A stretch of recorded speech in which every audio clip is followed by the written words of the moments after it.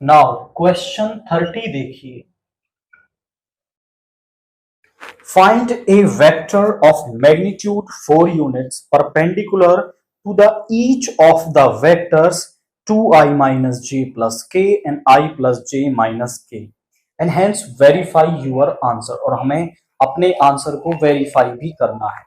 अब मान लीजिए हमारे पास दो वेक्टर हैं, एक तो ए वेक्टर और एक बी वेक्टर। यदि मैं ए वेक्टर और बी वेक्टर का क्रॉस प्रोडक्ट निकालता हूं तो ये एक ऐसा वेक्टर होता है जो ए और बी दोनों पर परपेंडिकुलर होता है। यानी दो वेक्टर्स पर परपेंडिकुलर वेक्टर निकालना है तो हम उनका क्रॉस प्रोडक्ट निकाल देते हैं। अब हमें ऐसा वेक्टर चाहिए जिसका मैग्नीट्यूड 4 हो, इसको इसी के मॉड्यूलस से डिवाइड करने पर ये ऐसा वेक्टर बन जाता है जिसका मैग्नीट्यूड 1 हो। अब जितने मैग्नीट्यूड का चाहिए उतने से उसे मल्टीप्लाई कर दो तो उतने मैग्नीट्यूड का वेक्टर बन जाएगा। यानी जो वेक्टर्स दे रखे हैं उनका क्रॉस प्रोडक्ट निकालेंगे, उससे उसको डिवाइड करेंगे, 4 से मल्टीप्लाई करेंगे तो 4 मैग्नीट्यूड का वेक्टर मिल जाएगा जो दोनों ए और बी पर क्या होगा, परपेंडिकुलर होगा। अब यहां पर हम लिखते हैं गिवन वेक्टर्स आर।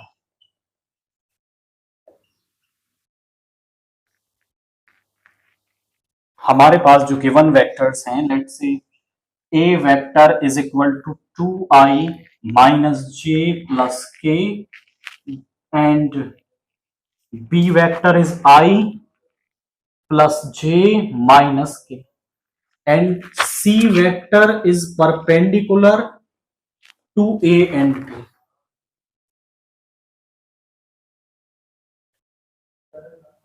तो यहां पे हम सी वेक्टर निकाल लेते हैं। अब इन दोनों पर परपेंडिकुलर तो ए क्रॉस बी के इक्वल हो जाएगा। C vector is equal to A cross B, I J और के। यहां पे पहले ए वेक्टर के आई जे और K coefficients that are 2 minus 1 1 1 1 minus 1। Now expanding along row 1 तो यहां पे एक्सपेंडिंग अलोंग R1 तो यहां पे आ गया I, इस कॉलम को छोड़ेंगे तो ये बनेगा 1 माइनस 1 माइनस का j, इस कॉलम को छोड़ेंगे माइनस का 2 माइनस का 1 प्लस के, इस कॉलम को छोड़ेंगे 2 प्लस 1, ये तो हो गया 0, 3j प्लस 3k। ये एक ऐसा वेक्टर आ गया है जो इन दोनों a और b पर परपेंडिकुलर होगा। बट हमें तो ऐसा वेक्टर चाहिए जो दोनों पर परपेंडिकुलर भी हो और जिसका मैग्नीट्यूड हमें 4 मिले। तो यहां पे हम मान लेते हैं कि let d vector is perpendicular to a vector and b vector having magnitude 4।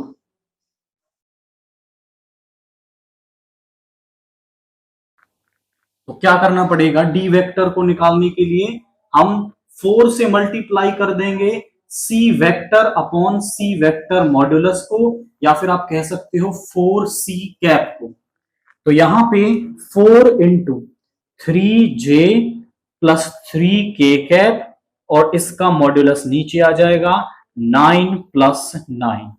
यहां पे आप देखें तो 3 बाहर ले सकते हैं दोनों में से, 4 इंटू 3i प्लस j और यहां पर है √18, उसको आप लिख सकते हो 9 इंटू 2, यानी 9 को बाहर लेंगे 4 इंटू 3j प्लस k, यहां पर है k।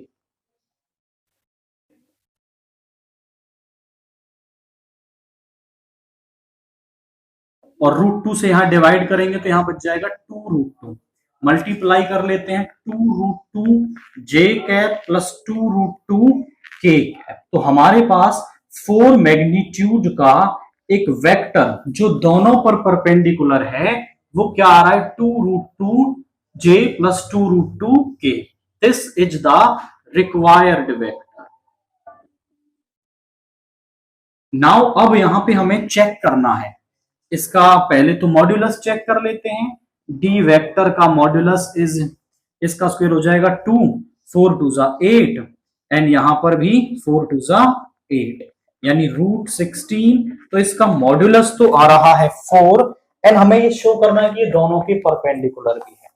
तो आप डी डॉट ए निकाल लें। डी डॉट ए निकालोगे तो 2√2, यहां तो जीरो हो जाएगा क्योंकि आई वाला पार्ट जीरो है, जीरो। ये हो गया आपका माइनस का 2√2 और यहां पे प्लस का 2√2, यानी कि जीरो।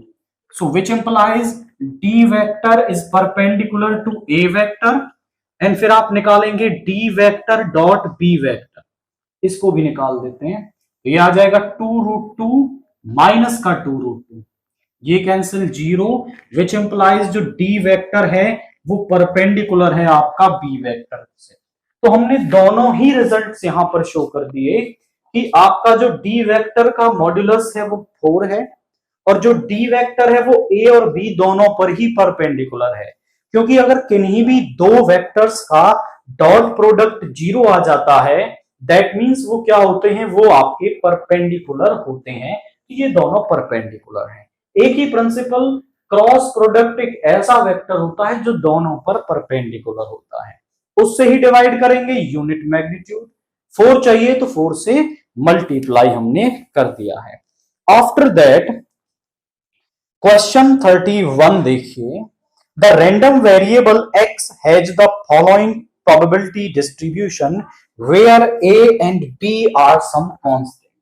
हमें एक रैंडम प्रोबेबिलिटी डिस्ट्रीब्यूशन दे रखा है।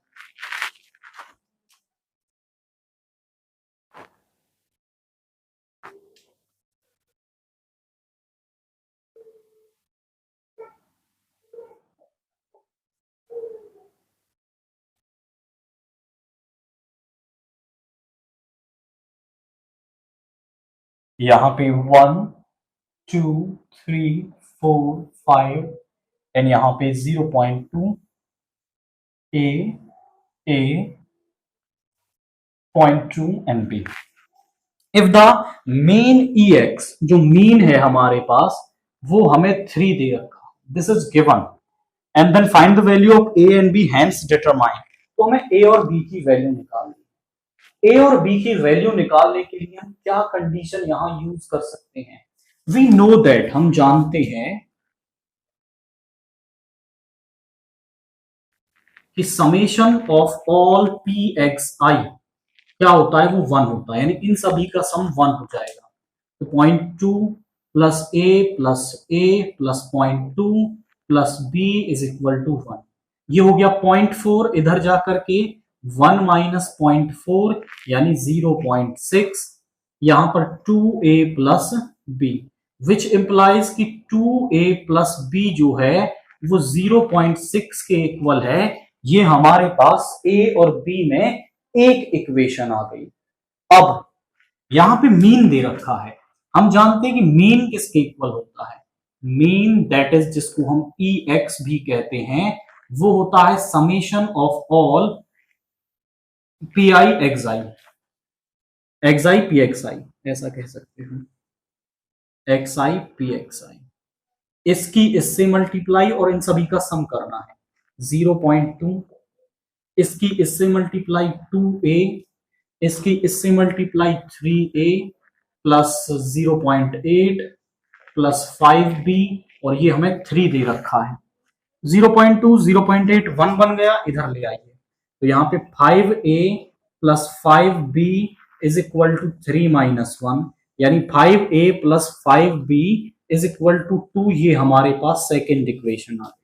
अब ये क्वाइट सिंपल टास्क है कि हम फर्स्ट एंड सेकंड को एलिमिनेशन, सब्स्टिट्यूशन या फिर क्रॉस मल्टीप्लिकेशन में किसी से भी सॉल्व करके ए और बी की वैल्यू निकाल सकते हैं। यहां पे मैं क्या करता हूं, इक्वेशन फर्स्ट को 5 से मल्टीप्लाई करके उसमें से इक्वेशन 2 को सबट्रैक्ट कर देते हैं। तो यहां पे हो जाएगा 10a plus 5b and 0.5 into 6, 0.6 into 5 हो जाएगा 3। यहां पे हो गया 5a 5b is equal to 2, minus minus minus ये कैंसिल हो गया।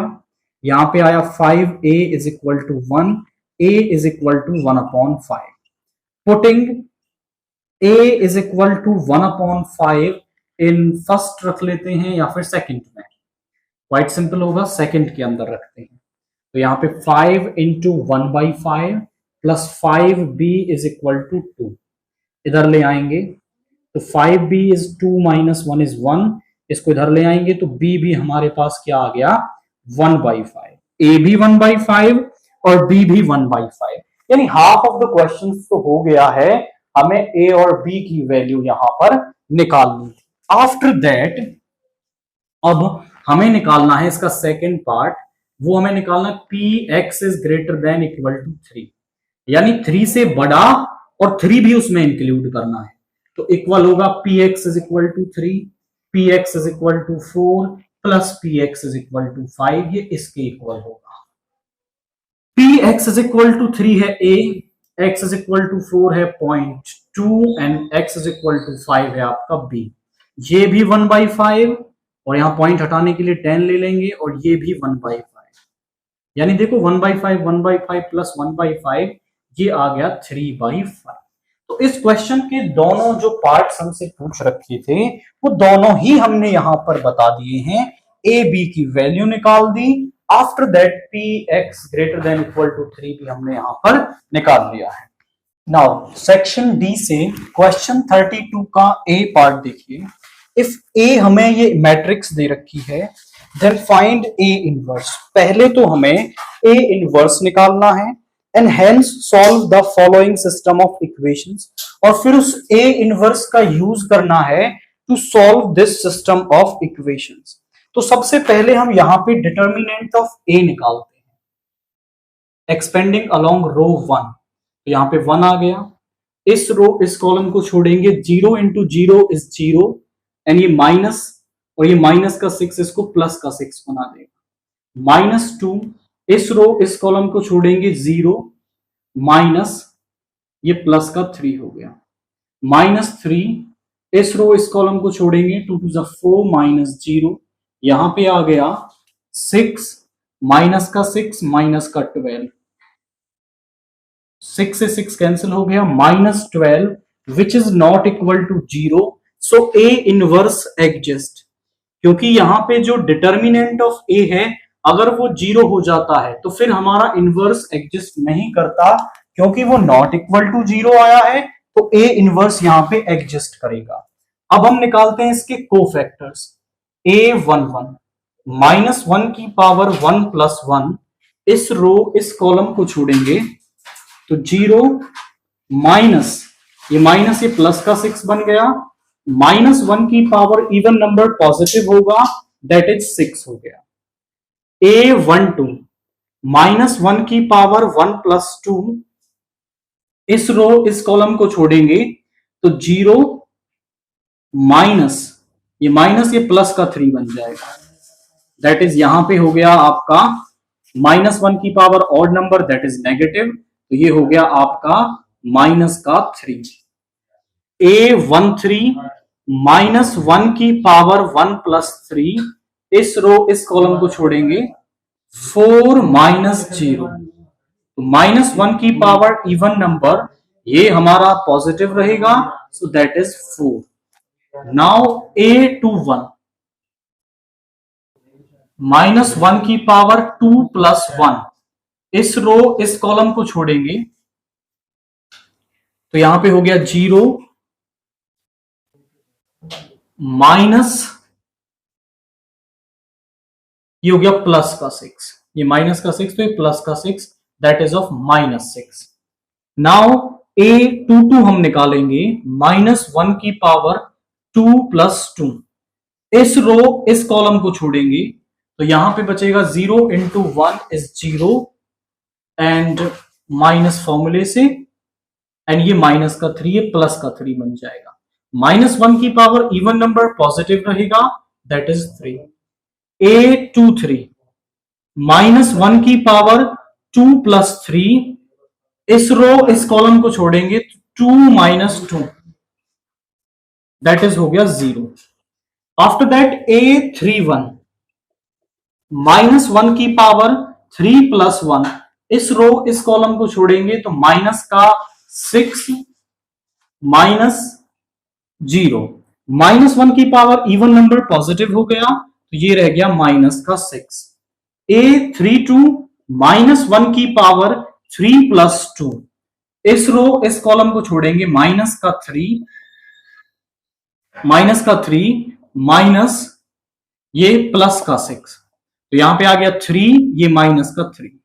इसके बाद A33 -1 की पावर 3 + 3, इस रो इस कॉलम को छोड़ेंगे तो यहां पे आएगा आपका 0 -4, दैट इज -4। हमारे पास जो एडजॉइंट ऑफ ए है वो होता है कोफैक्टर्स का ट्रांसपोज। कोफैक्टर्स है 6 -3 4 एंड -6 3 0, एंड आफ्टर दैट यहां पे है -6 -3 -4। 823 को जब हमने निकाला है तो 2 1 2 -2, दैट इज 0 आया है। अब यहां पे इसका ट्रांसपोज हमें करना है, इसका ट्रांसपोज आ जाएगा 6 -3 4 -6 -6, एंड यहां पे है आपका सेकंड रो सेकंड कॉलम बन जाएगी 3 0 एंड -6 -3 -4, ये आ गया। ए इनवर्स जो है वो हमारे पास होता है 1 determinant of A into adjoint of A, तो 1/-12 और इंटू एडजॉइंट ऑफ ए 6 -6 -6 -3 3 -3 4 0 -4, ये हमारे पास यहां पे ए इनवर्स हमारा आ गया है। अब इस ए इनवर्स को हमें यूज करना है to solve the following system of equations. अब यहां पे अबव सिस्टम ऑफ इक्वेशन को कैसे लिखा जा सकता है? अबव सिस्टम ऑफ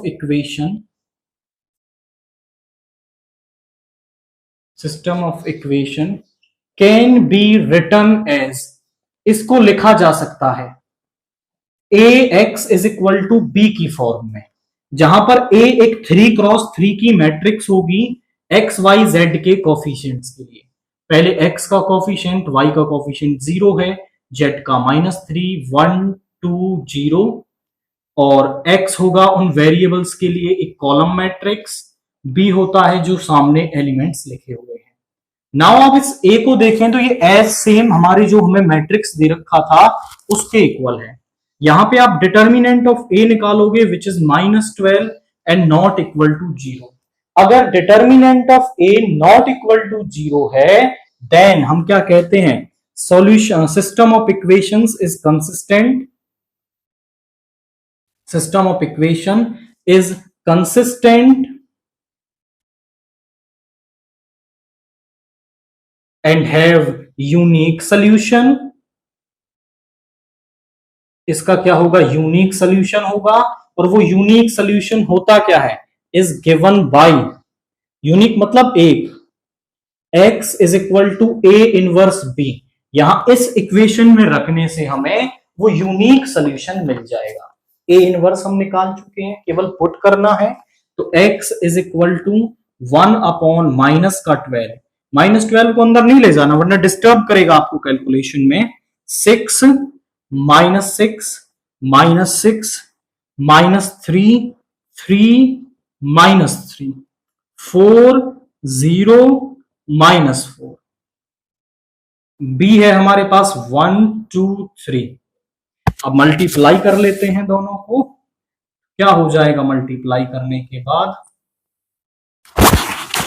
यहां पे 6 1 जा 6, माइनस का 12, माइनस का 18, माइनस का 3, प्लस का 6, माइनस का 9, 4 1 जा 4, +0 -12। तो यहां पे क्या आ गया? x की वैल्यू लिखें, x y z is equal to 1/-12। यहां कितना हो गया? ये -6 माइनस का 24 हो गया, यहां पे हो गया ये आपका 12, ये माइनस का 6 हो गया, ये आपका हो गया माइनस का 8, यानी यहां पे कितना आ जाएगा, देखिए माइनस का 24 अपॉन माइनस का 12 हो गया 2, माइनस 6 अपॉन माइनस 12 हो गया 1/2, माइनस 8 अपॉन 12 हो गया, माइनस 8 अपॉन 12 हो गया 2/3। तो यहां से हमारे पास जो एक्स वाई जेड है वो किसके इक्वल आ रहा है, वो इक्वल आ रहा है 2, 1/2, 2/3।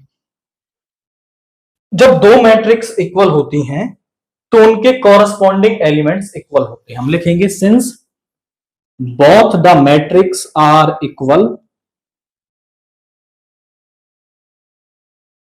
तो हम इनके कॉरस्पॉन्डिंग एलिमेंट्स को इक्वल लिख सकते हैं। x is equal to 2, y is equal to 1/2 and z is equal to 2/3 हमारे पास यहां पे आ गया है। हमने x y z की वैल्यू यहां पर निकाल दी है। ये हमें जो a इनवर्स निकालना था वो हमें यूज कर लेना है to solve the system of equations. अगर ये दोनों अलग क्वेश्चन बन जाते तो बहुत बड़ा क्वेश्चन बनता, बट ऐसा नहीं होता है। वो यहां पर जो ए देगा या फिर जो भी कंडीशन देता है वो इस हिसाब से देता है कि आपको वो हेल्प कर दे अगले क्वेश्चन जो वो पूछ रहा है उसके इनवर्स के अंदर, तभी जाकर के क्वेश्चन 5 मार्क्स का बनता है। अदरवाइज तो ये फिर डबल क्वेश्चन हो जाएगा एंड इतना टाइम बच्चे के पास एग्जाम के अंदर नहीं होता है। तो यहां पर वो डेफिनेटली वहां पर कुछ ना कुछ हेल्प आपका करेगा उस ए इनवर्स को निकालने में। नाउ क्वेश्चन 32 का बी पार्ट देखिए, find the product of the matrices. In matrices का प्रोडक्ट हमें निकालना है and hence solve the following system of linear equations. और हमें इस सिस्टम ऑफ लीनियर इक्वेशंस को यहां पर सॉल्व करना है। आप समझे, इनका प्रोडक्ट हम निकालते हैं। हम इसको मान लेते हैं कि पहले वाली मैट्रिक्स ए है, दूसरे वाली मैट्रिक्स बी है, तो इनका प्रोडक्ट हम निकाल देते हैं।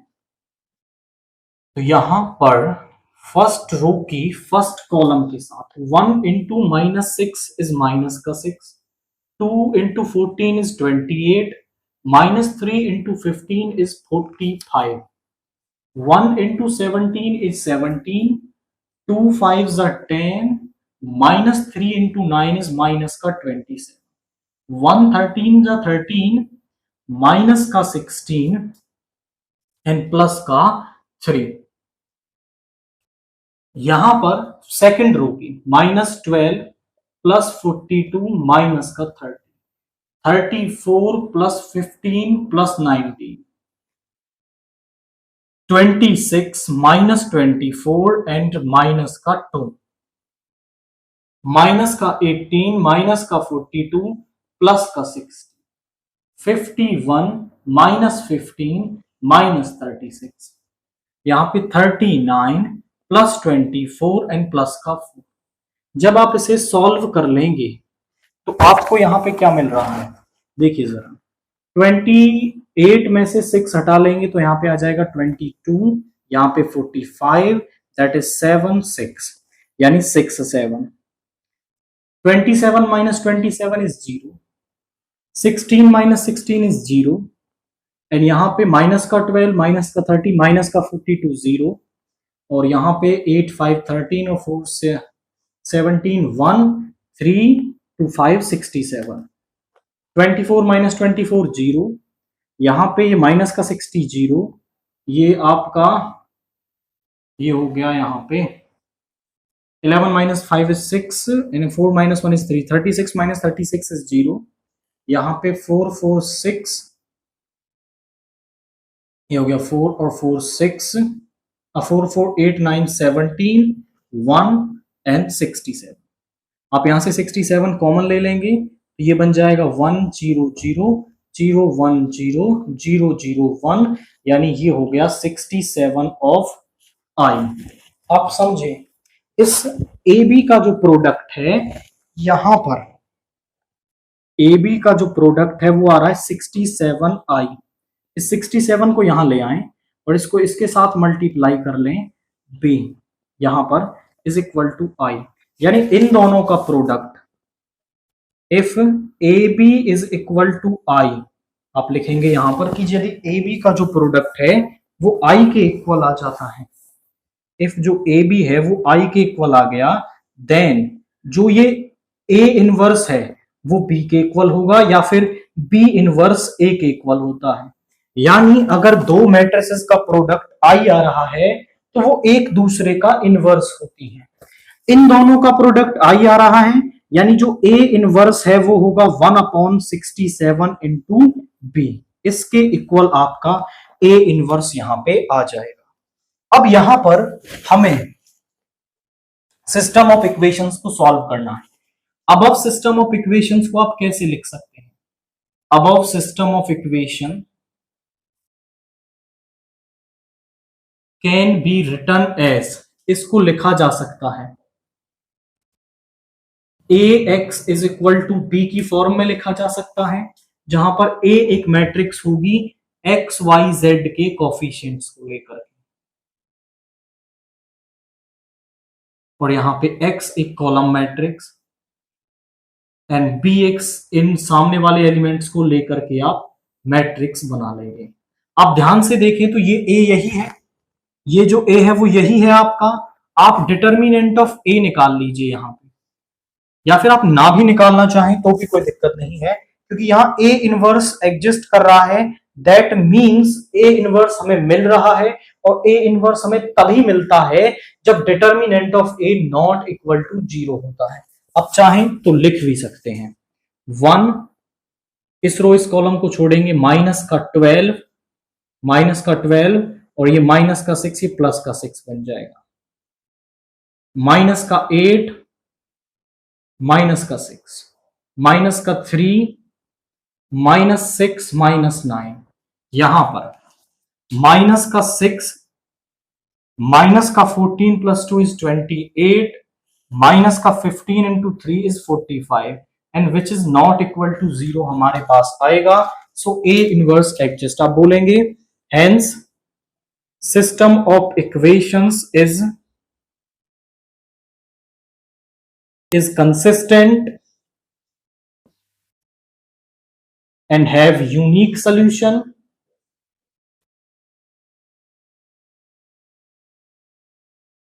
given by, जो यूनिक सोल्यूशन है वो हमें कैसे मिलेगा? x is equal to A inverse b, यहां इस इक्वेशन में पुट करने से हमें इसका सोल्यूशन मिल जाएगा। अब आप समझे कि ए इनवर्स तो हमारे पास है, ए इनवर्स हमें निकालने की क्या जरूरत है? 1/67 और b की मल्टीप्लाई कर लो, -6, 17, 13, 14, 5, -8, -15, 9, -1, यहां पुट करना है बस। तो x is equal to 1/67, a क्या है हमारे पास? -6, 17, 13, 14, 5, -8, -15, 9, -1 इंटू b यानी -4 to 11, मल्टीप्लाई कर देते हैं। यहां पे क्या आएगा? 1/67 फर्स्ट रो की फर्स्ट कॉलम के साथ, -6 इंटू -4 इज 24, 17 टू जा 34, और यहां पे आएगा आपका 143, 14 इंटू -4 इज माइनस का 56, 5 टू जा 10, माइनस का 88, 60, 9 टू जा 18, माइनस का 11, तो यहां पे आ गया 1/67 इंटू, इसको ऐड करेंगे 3, 4, 7 और 4, 11, 1 हो गया, 5, 3, 8 और 2, 10, कैरी 1, और यहां पे हो गया 201। यहां पर इसको ऐड करेंगे आप तो ये हो गया माइनस का 46, माइनस का 88, माइनस का 46, ये हो गया माइनस का 134, एंड यहां पर आप इसको सब्ट्रैक्ट करेंगे इसमें से, तो यहां पे आ गया 67, दैट इज 67। और 67 से आप इसे डिवाइड कर देंगे ना, तो ये 3 7 जा 21 2, ये 3 टाइम्स डिवाइड हो जाएगा। इसको डिवाइड करेंगे तो आपका 2 टाइम्स हो जाएगा एंड ये 1 टाइम्स हो जाएगा, और ये इक्वल है आपका एक्स वाई जेड के। Since both the matrix are equal, वो तभी होती हैं जब कॉरस्पॉन्डिंग एलिमेंट्स इक्वल हों, यानी एक्स 3 के, वाई -2 के एंड जेड जो है वो 1 के इक्वल यहां पर आपका आ रहा है। तो हमने पहले इन दोनों मैट्रिसेस का प्रोडक्ट निकाला, हमने देखा कि जो प्रोडक्ट है वो आई के इक्वल आ रहा है, तो वो दोनों एक दूसरे का इनवर्स बन गए। फिर हमें इनवर्स की जरूरत पड़ी यहां x equal to A inverse B के अंदर रखने के लिए, ताकि हम इसका सोल्यूशन निकाल पाए। तो यहां पर फिर हमने इसको मल्टीप्लाई किया और x y z की वैल्यू को कंपेयर करते ही हमें इसका सोल्यूशन मिल गया है। नाउ क्वेश्चन 33 देखिए, find the area of region bounded by the curve 4x square plus y square is equal to 36 using integration. इस कर्व ने कितना एरिया आपका बाउंड किया है, ये हमें फाइंड आउट करना है। पहले हम इस कर्व को देखते हैं कि ये कर्व किस तरीके का दे रखा है। The given equation of curve is,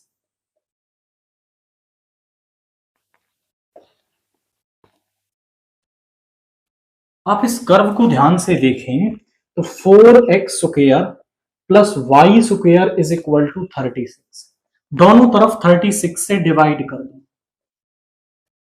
यहां दोनों के डिवाइड में आ जाएगा 36 एंड यहां पे 36 अपॉन 36, 4 से 9, यानी x स्क्वायर अपॉन 3 का square plus y square upon 6 का square is equal to 1 and which is a ellipse. और एलिप्स भी कौन सा, देखिए y के नीचे वाली टर्म बड़ी है, यानी कि ये एक वर्टिकल एलिप्स हमारे पास बनेगा। बनाते हैं इस एलिप्स को।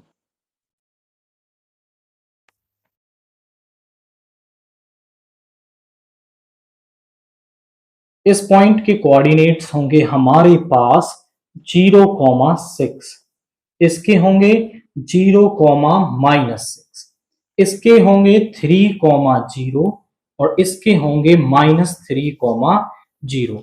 इस एलिप्स ने कितना एरिया बाउंड किया है, यदि मैं ये निकाल लेता हूं कि ये वाला एरिया कितना है, फिर इसको मैं 4 से मल्टीप्लाई कर दूंगा तो मुझे कंप्लीट एरिया मिल जाएगा जो इस एलिप्स ने बाउंड किया है। यहां पर x है 0 और यहां पर x है 3, यानी कि रिक्वायर्ड एरिया मुझे मिल जाएगा, required area is equal to 0 to 3 y of ellipse dx, यानी इस एलिप्स के y के नीचे का एरिया निकाल दें तो मुझे फर्स्ट क्वाड्रेंट का एरिया मिल जाएगा और आफ्टर दैट उसको 4 से मल्टीप्लाई कर देना है। अब हम निकालते हैं y ऑफ एलिप्स, इसको इधर ले आइए, तो यहां पे टू फाइंड y निकाल रहे हैं हम। y square is equal to 36 minus 4x square, 4 common ले लो यहां से, तो यहां बचेगा 9 माइनस x स्क्वायर, इसको इधर ले आएंगे, y is equal two plus minus 4 into 9 minus x square, 4 तो बाहर आ जाएगा और प्लस का 4 ले रहे हैं, यहां पे आ गया 3 का स्क्वायर माइनस x स्क्वायर। आप बोले सर प्लस का क्यों लिया, माइनस का क्यों नहीं लिया, तो y हम फर्स्ट क्वाड्रेंट का एरिया निकाल रहे हैं, फर्स्ट में x और y दोनों पॉजिटिव होते हैं, दैट्स वाई हमने y की केवल पॉजिटिव वैल्यू यहां पर ले ली है। तो यहां पे आ गया 4 0 to 3 और इनफैक्ट यहां जब 4 बाहर आएगा ना इससे तो ये 2 बन जाएगा, रूट से बाहर आने पर 2 बन जाएगा, रूट 3 का square minus x square dx। यहां पे हम फॉर्मूला लगाएंगे integration of a square minus x square dx, वो होता है x बाई 2, सेम टर्म आएगी, plus a square by 2 sine inverse x by a plus c, ये होता है इंटीग्रेशन। 4 2 जा 8 बाहर आ गया, a स्क्वायर यानी 3 का स्क्वायर, सॉरी 9x बाई 2, पहले क्या आता है x बाई 2, फिर सेम टर्म आ जाएगी 9 minus x square, a square by 2 यानी 9 बाई 2 साइन इनवर्स x/3 और लिमिट है 0 से 3।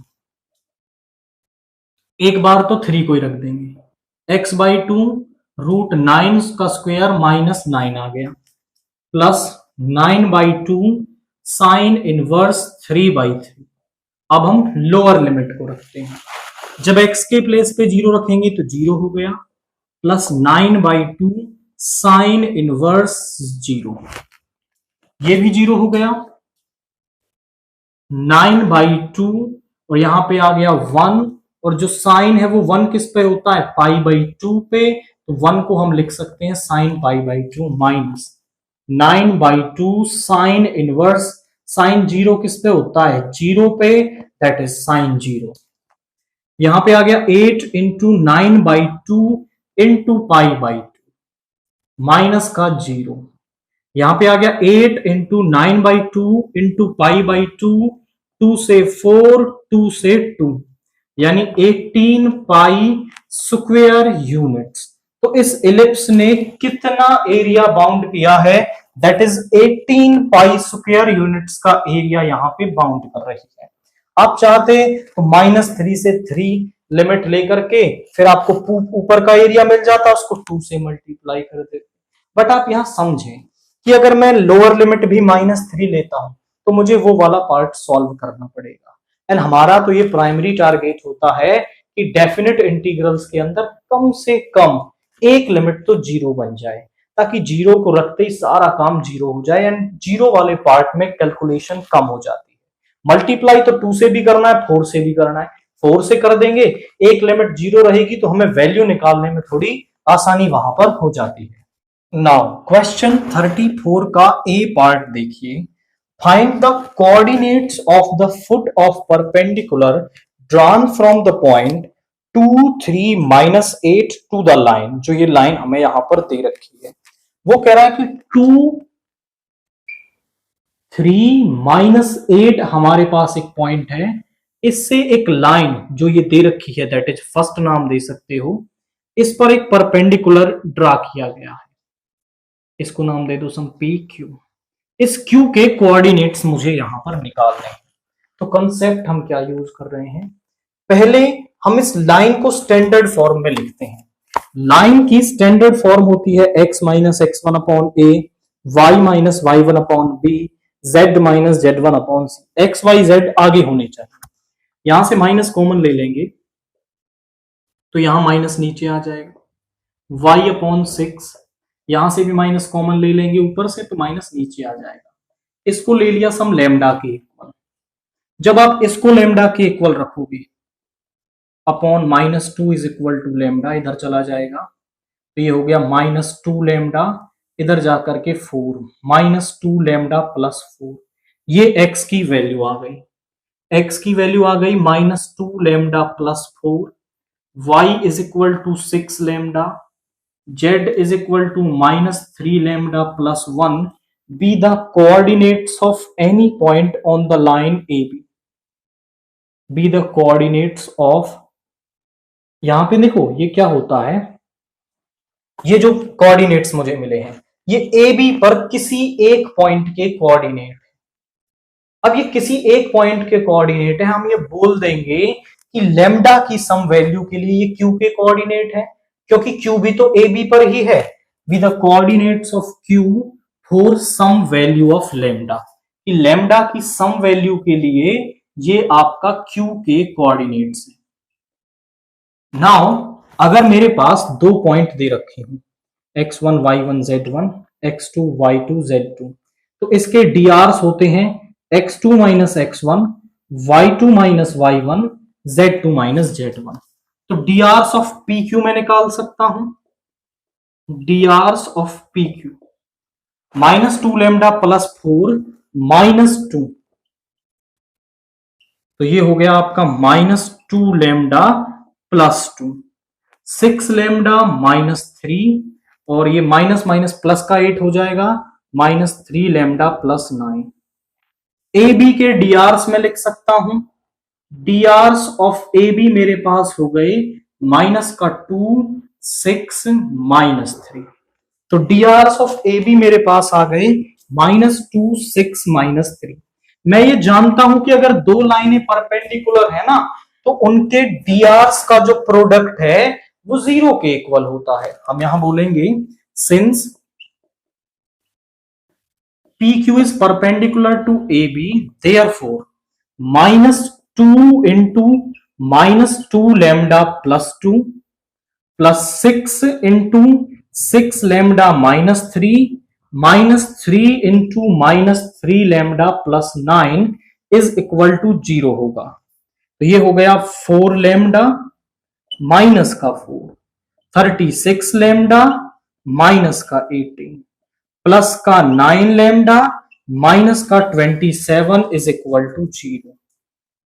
40, 36 प्लस 4 इज 40 प्लस 9 is 49 lambda -4 -18 is -22 -22 -27 is minus का 49 इज इक्वल टू 0। इसको इधर ले आएंगे तो ये प्लस का 49 हो जाएगी। 49 लैम्डा इज इक्वल टू 49, यहां पे आ गया लैम्डा इज इक्वल टू 1। तो लैम्डा की वैल्यू मुझे 1 मिल गई। अगर मैं लैम्डा की वैल्यू यहां पर रख दूं तो ये क्या है, क्यू के कोऑर्डिनेट्स हैं। तो हम यहां पे लिखेंगे coordinates of Q.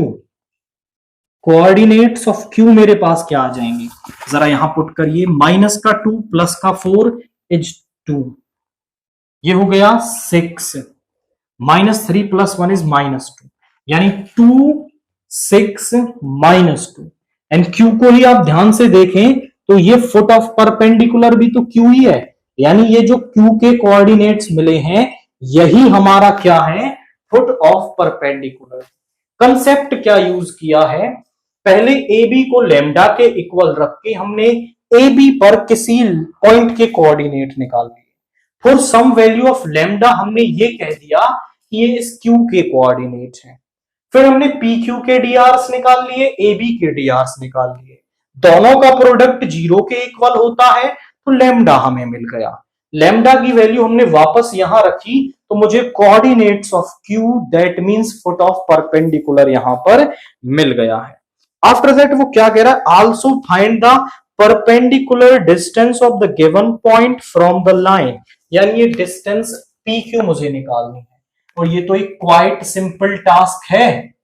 Distance P Q by distance formula हम निकाल लेंगे, x2 माइनस x1 यानी 2 माइनस 2 का स्क्वायर प्लस 6 माइनस 3 का स्क्वायर -2 प्लस -2 माइनस, और ये माइनस का 8 आएगा तो प्लस का 8 स्क्वायर, यानी यहाँ 0 का स्क्वायर तो 0 हो गया, 3 का स्क्वायर इज 9, 6 का स्क्वायर इज 36, दैट इज 45।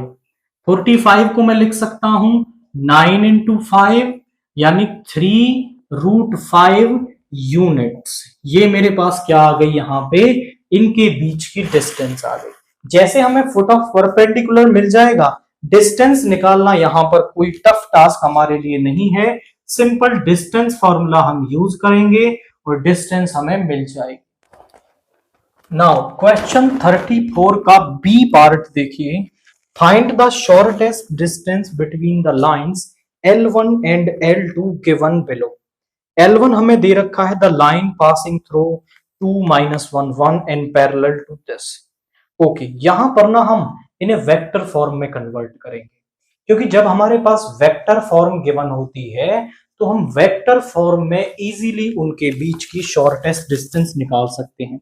जैसे हमें एक इक्वेशन दे रखी हो a1 vector plus lambda b1 vector r vector is equal to a2 vector plus lambda b2 vector, तो इनके बीच की शॉर्टेस्ट डिस्टेंस होती है a2 minus a1 dot b1 cross b2 इसका modulus upon b1 cross b2 का modulus. ये हमारे पास shortest distance इसकी होती है।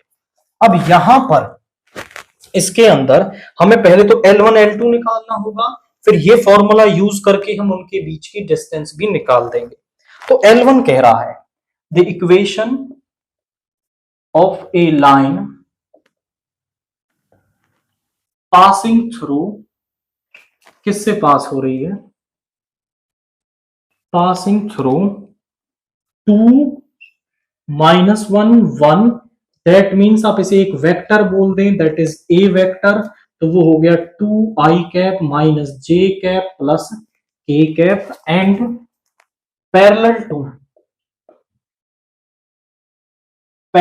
टू किसके पैरेलल है? x upon 1 y upon 1 z upon 3 having drs। इसके जो drs हैं वो क्या है मेरे पास? वो है 1 1 3, जिसे आप b वेक्टर कह सकते हो, i cap plus j cap plus 3k cap given by, उसकी इक्वेशन मुझे किससे मिलेगी? R vector is equal to A vector plus lambda B vector.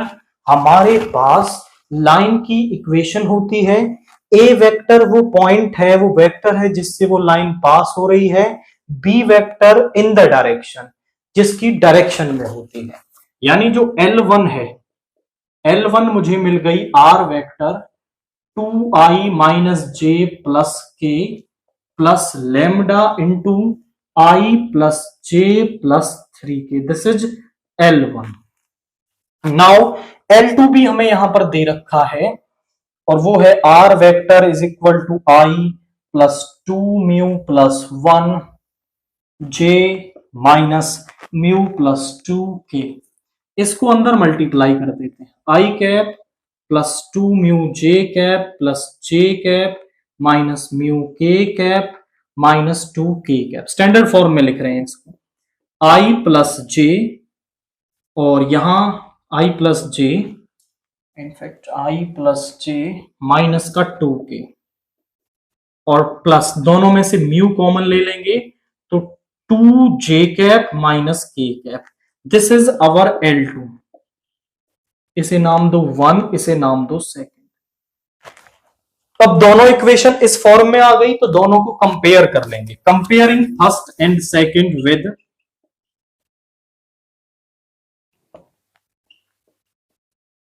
किसके साथ कंपेयर कर लेंगे? R vector is equal to a1 vector plus lambda b1 vector and R vector is equal to a2 vector plus mu b2 vector respectively. मतलब पहले वाली को इसके साथ और दूसरे वाली को इसके साथ।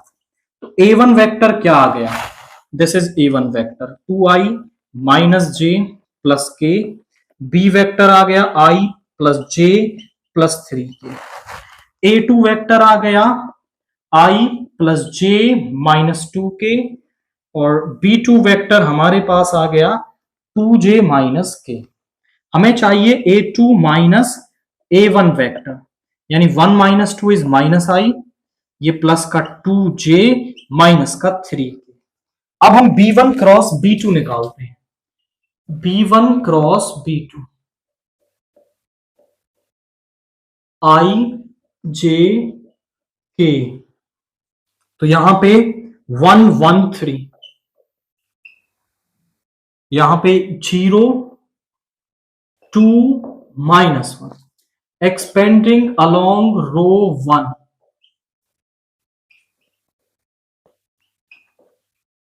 यहां पे हमारा आ गया आई कैप, इस कॉलम को छोड़ेंगे तो माइनस का 1 माइनस का 6 माइनस जे, इस कॉलम को छोड़ेंगे माइनस का 1 माइनस 0 प्लस के, इस कॉलम को छोड़ेंगे 2 माइनस 0, यानी माइनस का 7i प्लस का j एंड प्लस का 2k।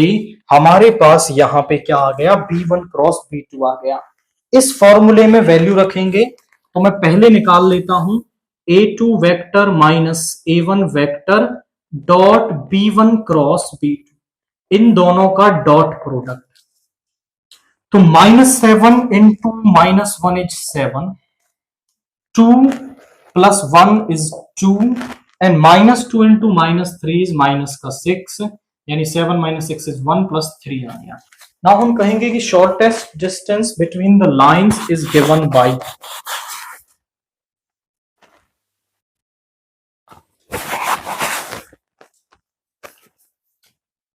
shortest distance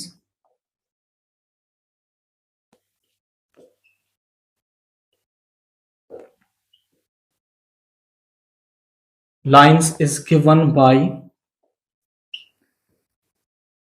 a2 vector minus a1 vector dot b1 cross b2 का mode upon b1 cross b2 का मॉड्यूलस। तो यहां पे ये वैल्यू तो आई है हमारे पास 3 और b1 क्रॉस b2 का मॉड्यूलस करेंगे -7 का स्क्वायर 49 1 प्लस 4 यानी कि ये हो गया 54 और 54 को मैं लिख सकता हूं 9 इंटू 6 यहाँ पे आ गया 1/3 इंटू √6 यानी जो शॉर्टेस्ट डिस्टेंस है वो 1/√6 यूनिट्स यहाँ पे आ रही है। तो शॉर्टेस्ट डिस्टेंस हमने निकाल दी, केवल इस फॉर्मूले में हमने यहाँ पर वैल्यू रखी है और हमें इसके बीच की जो शॉर्टेस्ट डिस्टेंस है वो मिल गई है।